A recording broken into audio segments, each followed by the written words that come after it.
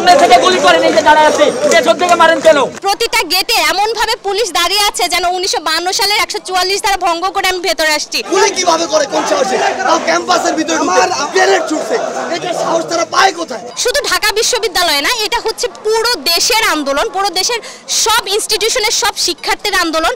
আমরা বলবো যে হল ছাড়া নির্দেশ দিলে আপনারা হল ছাড়বেন না, ইনস্টিটিউশন ছাড়া নির্দেশ দিলে ইনস্টিটিউশন ছাড়বেন না। যারা বাসা থেকে, যেমন আমি বাসা থেকে এসেছি সকালবেলায় উঠেই যে আমাকে আজকে যেতে হবে, এবং আমি ট্রান্সপোর্ট চেঞ্জ করে করে বারবার এসেছি কারণ আমাকে এখানে এসে পৌঁছতে হবে, এবং এসে দেখছি যে আমার বিশ্ববিদ্যালয়ে প্রতিটা গেটে এমনভাবে পুলিশ দাঁড়িয়ে আছে যেন 1952 সালের 144 ধারা ভঙ্গ করে আমি ভেতরে আসছি। এবং তাদের যে চাহনি, সেই চাহনি ছিল যে কে যাচ্ছে, এবং আমিও তাদের দিকে উল্টো চাহনি দিয়েছি যে ভাই এটা আমার ক্যাম্পাস এবং তুমি এসে দাঁড়িয়েছো আমার ক্যাম্পাসে, আমি আমার ক্যাম্পাসে ঢুকতে পারি। পুলিশ বিজিবি এই সাহস কোথায় পায় ঢাকা বিশ্ববিদ্যালয়ের ভিতরে ঢুকে শিক্ষার্থীদের উদ্দেশ্যে গ্রেনেড ছোড়ায়?